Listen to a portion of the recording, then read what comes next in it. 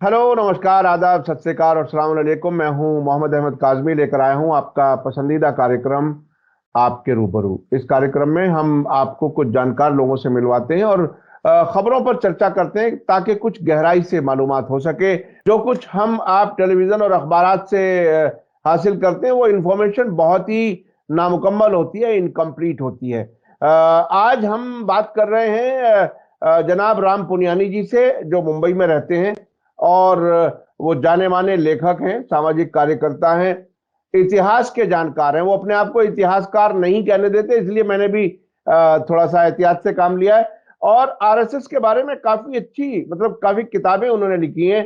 Hindu fundamentalism के खिलाफ एक तरह से माइनॉरिटी राइट्स के लिए आप मुसलसल काम करते हैं और इस वक्त प्रेसिडेंट हैं एग्जीक्यूटिव एग्जीक्यूटिव काउंसिल के, जो centre for study for of society and secularism, CSSS, उसके एग्जीक्यूटिव काउंसिल के प्रेसिडेंट हैं। जाने माने आप बहुत कुछ उनकी वीडियोस वगैरह अक्सर देखते रहते हैं और हमें भी वक्त दे देते हैं, उसके लिए बहुत बहुत शुक्रिया। आज हम जिन इश्यूज पर बात कर रहे हैं वो काफी अहम है। एक तो शाहरुख खान की फिल्म पठान पर एक चर्चा शुरू हुई है, जिसको बहुत लोग कह रहे हैं बहुत ही फजूल की चर्चा है, लेकिन बहरहाल आजकल ऐसे इश्यूज की चर्चा जरूर कर ली जाती है ताकि दूसरे इश्यूज जिन पर वाकई बात करनी है उनसे किसी तरह से लोग बचते रहें। मौलाना आजाद स्कॉलरशिप खत्म की गई है। वो एक एजुकेशन के मामले में जो एक अच्छा काम हो रहा था उसको रोकने का काम किया गया है। इसके अलावा महाराष्ट्र और कर्नाटक राज्यों के बीच में एक टकराव की स्थिति बनी हुई है और उसमें शिकायत यह है कि शिवसेना के एक लीडर ने, संजय राउत ने कहा है कि प्रधानमंत्री नरेंद्र मोदी जी रूस और यूक्रेन के बीच में मामला हल कराने की बात कर रहे हैं और यहां महाराष्ट्र और कर्नाटक के मामले पर कोई तवज्जो नहीं दे रहे। राम पुनियानी जी, वेलकम है आपका मीडिया स्टार वर्ल्ड को, आपने समय दिया। धन्यवाद। आप बताइए कि आप ये शाहरुख खान वाली फिल्म पर क्या कुछ है। चूंकि हम अब से पहले कश्मीर फाइल्स पर चर्चा कर चुके हैं अभी कुछ दिन पहले, ये क्या कुछ है, क्या कहना चाहते हैं, क्या किस तरफ ले जाना चाहते हैं देश की जनता का विचार, यानी सोच, और अटेंशन डाइवर्ट करना है या इसमें कुछ और भी सियासी फायदे हैं? देखिए, आप सही कह रहे हैं कि इसमें एक तरफ तो अटेंशन डाइवर्ट करना है, जो मुख्य मुद्दे चल रहे हैं चीन के बारे में, और जो लोकसभा में बाकी लोगों के सवाल उठाए जा रहे हैं उनसे मुद्दों से हटाना एक तरफ है। और दूसरी तरफ जो इनका एजेंडा है कि खास तौर से अपना सांप्रदायिक राजनीति को आगे ले जाना, ये दोनों चीजें उसमें जुड़ी हुई हैं। जैसे देखिए, तो शाहरुख खान के बारे में जो फिल्म अभी पठान आने वाली है, उसका एक गाना रिलीज हुआ है जिसमें शाहरुख खान हीरो हैं, दीपिका पादुकोण हीरोइन हैं। और उनको रोमांस करते समय दीपिका पादुकोण के जो कपड़े हैं वो भगवे रंग के हैं। तो इसी को लेकर मध्य प्रदेश के जो एक गृह मंत्री हैं नरोत्तम मिश्रा, उन्होंने कहा ये तो हमारे धर्म का अपमान है, ये भगवे रंग का दुरुपयोग है, वगैरह वगैरह। अब ये इतनी सस्ती बात उन्होंने कही कि जिस पर टिप्पणी करना भी बड़ा शर्मनाक लगता है, क्योंकि हिंदी फिल्मों के ऐसे आपको असंख्य सीन मिल जाएंगे हीरो हीरोइन के, जिसमें हीरोइन के कपड़े भगवे रंग के हैं। ये जो दिल्ली बीजेपी के जो अध्यक्ष थे और दूसरे जो एक लीडर हैं, एक्टर हैं रवि किशन, और तीसरे अक्षय कुमार, इन तीनों के ऐसे वीडियो सामने आए हैं जिसमें हीरोइनों ने भगवे रंग के कपड़े पहने हैं और उसी प्रकार के रोमांस की प्रक्रिया में जारी है। और पठान फिल्म को खास तौर से दो कारणों से टारगेट किया जा रहा है। एक तो इसमें दीपिका पादुकोण जो है, वो आपको याद होगा तो जेएनयू विद्यार्थी जब अपने संघर्ष के रास्ते पर थे तो उनसे सॉलिडेरिटी, उनसे एकता जाहिर करने के लिए वो जेएनयू में पहुंची थी, इसलिए दीपिका पादुकोण इनके निशाने पे आ गई। दूसरा, शाहरुख खान को तो हमेशा ये निशाने पे रखते हैं। आपने देखा होगा उनके बेटे आर्यन खान को ड्रग के मामले में फंसाने की कोशिश की गई, 1 महीने तक जेल में रखा गया। और शाहरुख खान क्योंकि एक बहुत बड़े अभिनेता अभिनेता हैं, बहुत मुस्लिम पहचान है, उस पहचान से दूर भी नहीं हटते। तो इन कारणों से इन दोनों को टारगेट करना, ये सांप्रदायिक राजनीति का एजेंडा है।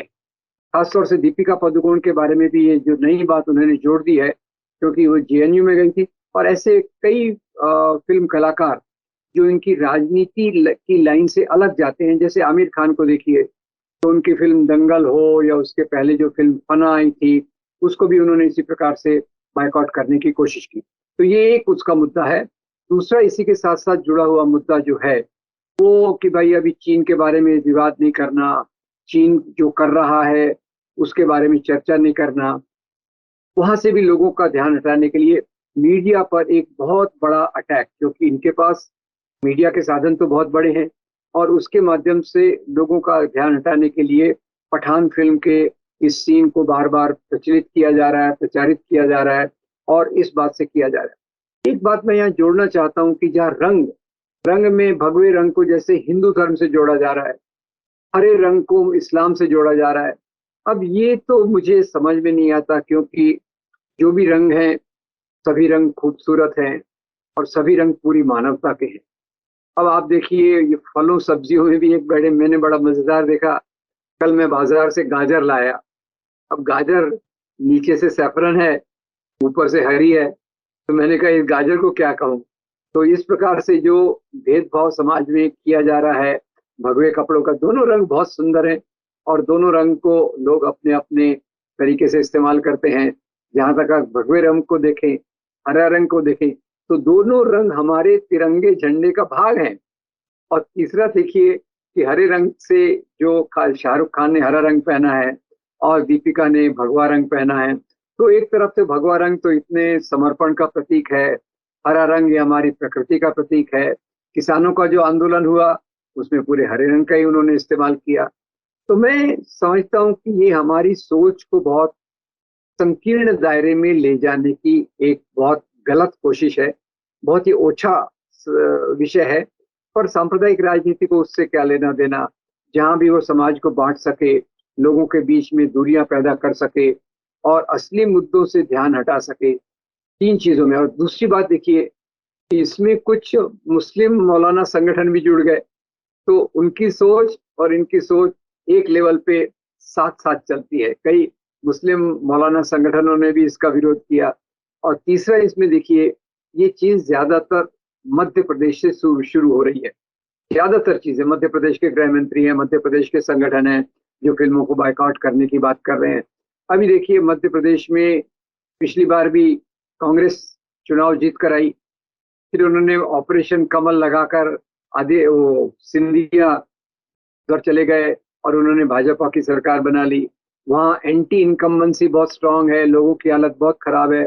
आगे आने वाले चुनाव में भाजपा की हालत खस्ती दिख रही है। तो उनकी हालत को सुधारने के लिए हमेशा एक ही बात होती है कि कोई ना कोई सांप्रदायिक मुद्दे को सामने किया जाए। तो ये मिला जुलाकर ये कोई फिल्म का मामला नहीं है। ये कोई फिल्म अच्छी हो बुरी हो वो तो दर्शक तय करेगा। सेंसर बोर्ड ने तो फिल्म को ऑलरेडी क्लियर कर दिया है। सेंसर बोर्ड ने फिल्म को क्लियर करने के बाद मध्य प्रदेश के गृह मंत्री कहते हैं कि हम डिसाइड करेंगे कि फिल्म को राज्य में देखने दिया जाए या न देखने दिया जाए। फिर उसमें वो साध्वी प्रज्ञा सिंह ठाकुर भी जुड़ गई। वो खुद भगवे झगड़े कपड़े पहनती हैं और वो मालेगांव के बॉम्ब ब्लास्ट में आरोपी हैं, बेल पर हैं, हेल्थ ग्राउंड्स पे बेल पर हैं। तो ये सब मिला जुला कर देखा जाए तो हमारा देश एक समय ऐसे विचारों के बारे में बात कर रहा था, विज्ञान, साइंटिफिक टेम्पर, वैज्ञानिक सोच, रिसर्च, समाज की बेहतरी, उन मुद्दों के बारे में सोचता था। और आज हम कहाँ आ गए कि एक बिकिनी का रंग क्या है, हीरो के कपड़े के रंग क्या है, उस मुद्दों पर हम बात कर रहे हैं, जो मेरे ख्याल से बहुत शर्मनाक है। अच्छा, ये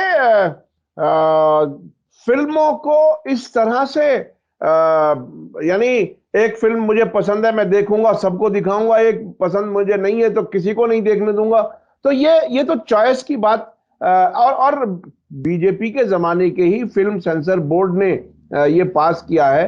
तो ये क्या पॉलिटिकल लोगों को उस जिस कॉन्स्टिट्यूशन ने वो फिल्म सेंसर बोर्ड बनाया है उसके खिलाफ जाने का कहीं किसी को इख्तियार है कि हम जो चाहेंगे करेंगे? देखिए, कानूनी तौर पे तो इन राजनीतिक लोगों को कोई अधिकार नहीं है। ये अपने अधिकारों की सीमा को लांघकर सड़क वाली राजनीति के आधार पे, जोर जबरदस्ती के आधार पे उस प्रकार की चीजों को करते हैं। आप देखिए, आमिर खान की फिल्म आई थी। अब आमिर खान भी कई बार बयान देते हैं जो प्रगतिशील होते हैं, जो धर्मनिरपेक्ष राजनीति को मजबूत करते हैं, जो यहाँ के मुसलमानों के डर को दिखाते हैं। तो उनकी फिल्म फना को उन्होंने गुजरात में प्रदर्शित नहीं होने दिया। वो नर्मदा आंदोलन के समर्थन में बात करते हैं तो गुजरात के लोगों को उनके खिलाफ खड़ा कर दिया। तो ये राजनीतिक लोगों का बिल्कुल अधिकार नहीं है कि वो आम जनता के अधिकार को खत्म करें। और ये जबरदस्ती से किया जाता है, ये सड़कों पे किया जाता है, ये हिंसा के माध्यम से किया जाता है, डराने के माध्यम से किया जाता है। और ये एक हमारी राजनीति के पतन की एक बात है, जहाँ नागरिक को पूरा अधिकार होना चाहिए कि जो उसकी पसंद की फिल्म है, पसंद की किताब है, उसको पढ़े और उसके आधार पे अपना निर्णय बनाए। सेंसर बोर्ड की बात ठीक है, सेंसर बोर्ड ने इसको क्लियरेंस दे दी है, तो उसके बाद सरकार का तो कोई काम ही नहीं बनता कि वो उसका विरोध करने के लिए कोई बात करे। वो बिल्कुल गलत है। अच्छा, ये अभी ये जो मैं दूसरे इशू पर आ रहा हूं, वो ये कि मौलाना आजाद स्कॉलरशिप बंद की गई, और एक और भी इसमें, इसके साथ साथ वो जो माइनॉरिटीज का भी बंद हुआ, दलितों का भी बंद हुआ, बहुत से, किस तरह से एजुकेशन में एक तरह से रुकावट की बात महसूस हो रही है। आप इसको किस तरह से देख रहे हैं? ये इसमें टारगेट सिर्फ मुसलमान ही है या और लोग भी हैं? आप उसे वाइडर स्पेक्ट्रम में पूरे मुल्क के लेवल पर आप कैसे देख रहे हैं? इसके बहुत सारे पहलू हैं। पहला पहलू तो ये है, मौलाना आजाद नेशनल फेलोशिप, ये जो चालू की गई थी 2008-9 में, ये सच्चर कमेटी के रिपोर्ट के आने के बाद की गई थी।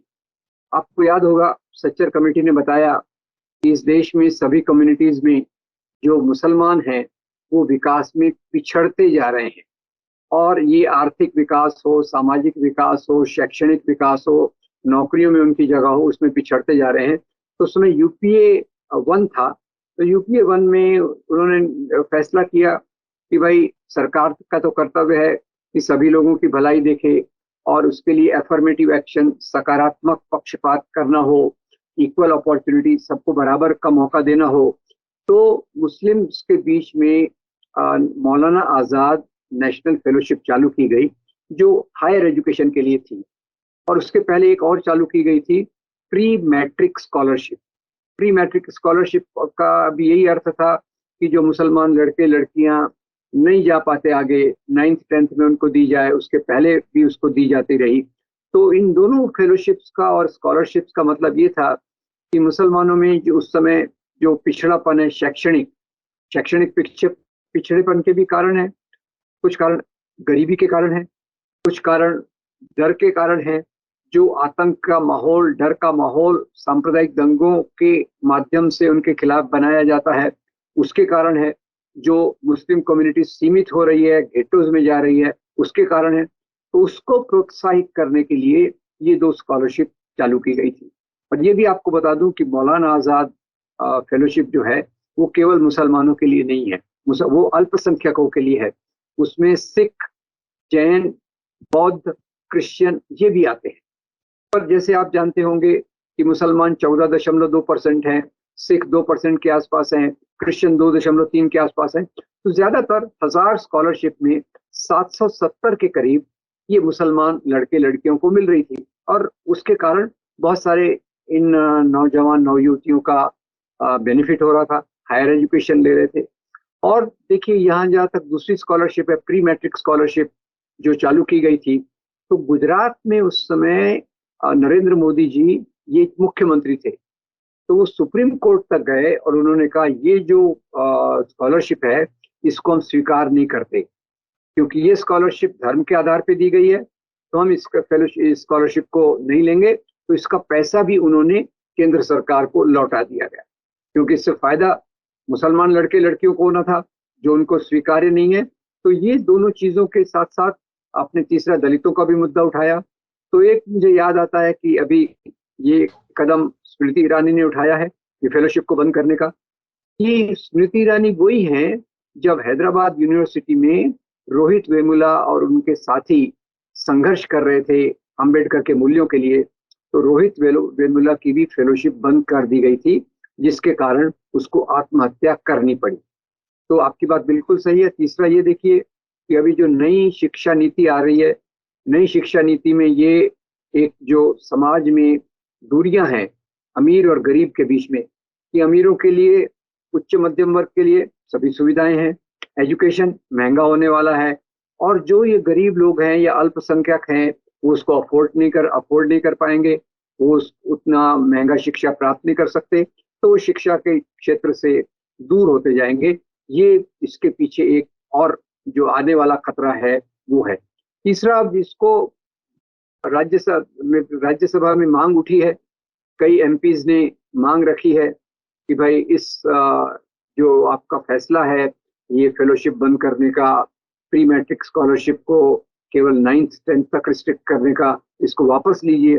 पर ये गवर्नमेंट इसको वापस लेगी ऐसा मुझे लगता नहीं है, क्योंकि ये तो उनके एजेंडा में ही है कि अल्पसंख्यकों को जितना दबाया जा सके उतना दबाओ। एक सरकार तो वो होती है जो गार्डियन गवर्नमेंट यानी पालक सरकार होती है, सबके हितों को लेकर चलने के हिसाब से फैसले करती है।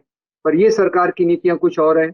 ये चाहती है कि जो भी अफर्मेटिव एक्शन है, अब अफर्मेटिव एक्शन है सकारात्मक पक्षपात, उसको ये अपीजमेंट कहती है, तुष्टिकरण कहती है। तो यही ये फर्क है कि जो मनमोहन सरकार ने इस बात को लाया उसके पीछे क्लियर था इक्वल अपॉर्चुनिटी, सबको बराबर के अवसर मिले, उसके बदले उसको ये कहती है ये अपीजमेंट है। अब आप बताइए कि अगर एक परिवार में कुछ लोगों की कुछ हैंडीकैप्स हैं जिसके कारण वो आगे नहीं आ सकते, तो उनको ज्यादा मदद देना तो ये सरकार का काम है, एक पालक सरकार का काम है। तो मुझे इसमें बहुत दुख हो रहा है कि जो नीतियों को हमने बनाया है उनको भी पीछे करने की कोशिश की जा रही है। और ये हमारे जो संविधान के मूल्य हैं, संविधान बिल्कुल कहता है कि कमजोर तबकों के लिए अफर्मेटिव एक्शन होना चाहिए, और उसमें महात्मा गांधी भी कहते थे हमारी नीतियां वही होना चाहिए जो पंक्ति लाइन के आखिरी व्यक्ति को ख्याल करें। और यहाँ मैं काजमी भाई आपको एक और याद दिलाना चाहता हूँ, आपने शायद देखी होगी, सईद मिर्जा की एक फिल्म है सलीम लंगड़े पे मत रो, बहुत बेहतरीन फिल्म। और उसमें उन्होंने मुस्लिम कम्युनिटी के अंदर एजुकेशन कुछ लोग नहीं लेना चाहते, उसके पीछे कारण भी बताया गया है, बहुत प्यारे तरीके से, अच्छे तरीके से, सकारात्मक तरीके से बताया गया है। तो मैं तो इतना ही कहूंगा कि ये बहुत एक खराब मौका है। उम्मीद करते हैं कि सरकार अपने फैसलों को वापस ले लेगी। उम्मीद करना चाहिए कि ये फेलोशिप को बरकरार कर देना चाहिए, ताकि जो ऑलरेडी जिनको फेलोशिप मिल रही है और जो फेलोशिप के उम्मीदवार हैं उनको फायदा हो, और मुस्लिम कम्युनिटी के अंदर, दूसरी माइनॉरिटीज के अंदर एजुकेशन की हालत बेहतर हो, ऐसा मैं केवल उम्मीद कर सकता हूँ। अच्छा पुनियानी जी, आप मुंबई में रहते हैं, महाराष्ट्र में, ये महाराष्ट्र और कर्नाटक के बीच में जो विवाद है उस पर मोदी सरकार कोई खास काम नहीं कर रही, ऐसी कुछ शिकायतें हैं, आप इसे कैसे देख रहे हैं? 1956 में जब राज्यों का पुनर्गठन हुआ भाषाई आधार पे, तो बेलगाम नाम का शहर ये कर्नाटक के हिस्से में गया, कर्नाटक कन्नड़ के आधार पे बना। पर बेलगाम में मराठी स्पीकिंग लोग काफी हैं, तो तब से ये विवाद चालू है। महाराष्ट्र के लोग कहते रहे हैं कि बेलगाम को महाराष्ट्र में मिलाना चाहिए, उधर कर्नाटक ने इस पे, कर्नाटक में ये था तो उसने इसका नाम बेलगाम से बदल के बेलगावी कर दिया, तो यानी उसमें जो मराठी तत्व है वो कम करने की कोशिश की गई। तो ये दोनों की राज्यों की जो अपनी अपना ये है, उसमें सरल मामला तो ये है बेलगाम के लोगों की राय ले ली जाए, मेजॉरिटी किधर चाहती है उसके आधार से फैसला किया जाए। हमारे प्रधानमंत्री जैसे आप कह रहे हैं दावा तो कर रहे हैं वो तो यूक्रेन और रूस का युद्ध भी हल कर सकते हैं, पर यहाँ अपने घर में ही, और दोनों राज्यों में भाजपा की सरकार है, कर्नाटक में भी मिलीजुली सरकार में भाजपा है और महाराष्ट्र की मिलीजुली सरकार में भी भाजपा है, उसके बावजूद ये इस मुद्दे को हल नहीं कर पा रहे। ये बहुत हास्यास्पद है, हंसने लायक बात है कि एक छोटी सी बात को ये इतना बड़ा तूल दिया जा रहा है, और उसका कोई सरल जो समाधान हो सकता है लोगों की राय लेकर उसको हल करने की बात वो सोची नहीं जा रही। हाँ, यानी अभी तक ऐसा भी नहीं हुआ कि कोई एक बयान आ जाता कि इस पर सोचा जाएगा, समझा जाएगा, बिल्कुल ऐसा लग रहा है कि विवाद को बढ़ते देखने में कुछ शायद कोई इसमें भी कहीं कोई सियासी फायदा हो सकता है।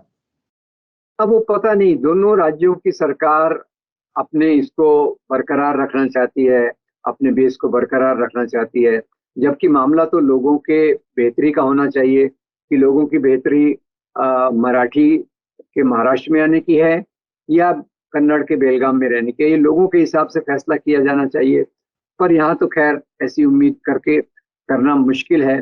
दोनों राज्यों की सरकारें अपना अपना राजनीतिक उल्लू कैसे सीधा हो उसके आधार पे चल के इस मामले को लगातार तूल देती रहती हैं, जो मेरे ख्याल से बिल्कुल उचित नहीं है।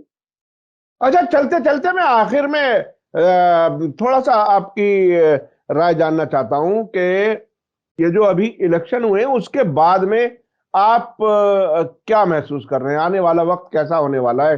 क्या कुछ है?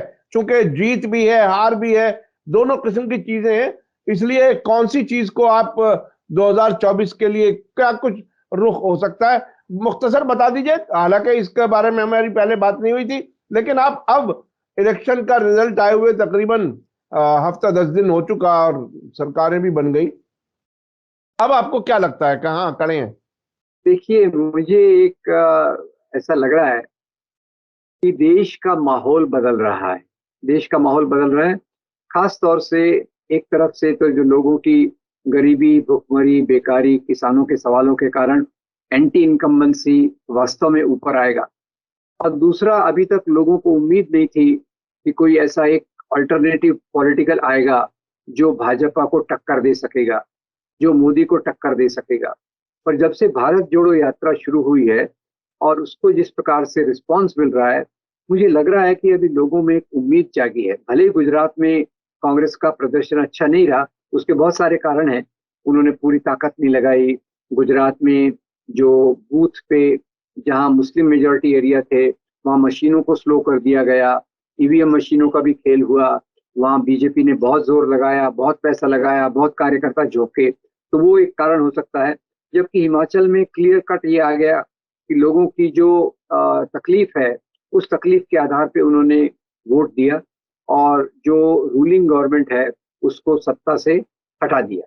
तो मैं थोड़ा उम्मीद देख रहा हूँ कि आगे आने वाले चुनाव में नतीजे बदलेंगे और ये जो पिछले 8-9 साल से सरकार चल रही है, इस सरकार के विरोध में पासा पलटेगा, ऐसा मुझे जरूर लगता है। 2-3 कारणों से, क्योंकि अगर लोगों में तकलीफ नहीं होती तो भारत जोड़ो यात्रा को इतना प्रतिसाद नहीं मिलता। अब मीडिया तो उसको कोई प्रोजेक्शन दे नहीं रहा, पर अगर आप देखिए उसमें से जो वीडियोस आ रहे हैं, हजारों लाखों लोग स्पॉन्टेनियसली, स्वतःस्फूर्त तरीके से यात्रा से जुड़ रहे हैं। तो ये एक चीज है कि जो देश का माहौल निश्चित रूप से बदल रही है। तो मुझे लगता है कि हालात बदलेंगे और हालात बेहतरी के लिए बदलेंगे, ऐसा मेरी उम्मीद है। जी, बहुत बहुत शुक्रिया राम पुनियानी जी। इसी उम्मीद के साथ मैं समझता हूँ कुछ सांस लेने की गुंजाइश बनती है, नहीं तो डर तो बहुत लगता है लोगों को। जिन हालात तक पहुंचा दिया गया, नफरत जिस हद तक बढ़ा दी गई, किसी भी अकेले शख्स को कहीं देख करके मॉब लिंचिंग हो जाना या किसी को भी तकलीफ पहुंचाना या किसी पर भरोसा ना करना, ये खुद अपने आप में बहुत ही तकलीफ दे बात है। अच्छे हालात होंगे, इस उम्मीद के साथ बहुत बहुत शुक्रिया, आपने हमें वक्त दिया। इसी के साथ मुझे दीजिए इजाजत। धन्यवाद, शुक्रिया। जय भारत, जय Hind. Thank you, thank you.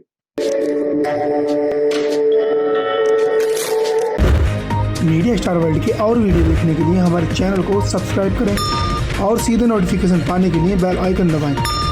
और अगर हमारी खबर सच्ची और अच्छी लगे तो अपने व्हाट्सएप, इंस्टाग्राम, फेसबुक और ट्विटर अकाउंट पर जरूर शेयर करें।